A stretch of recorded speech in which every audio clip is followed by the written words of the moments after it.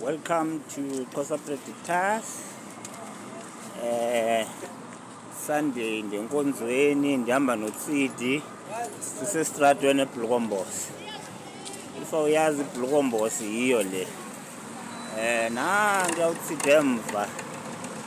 Kuxakekile eBlukombosi. Ndilungiselela uwela indlela, imoto zininzi. Sendiwela. Hey. Yeah. Sibheke enkonzweni siyodumisa uNkulunkulu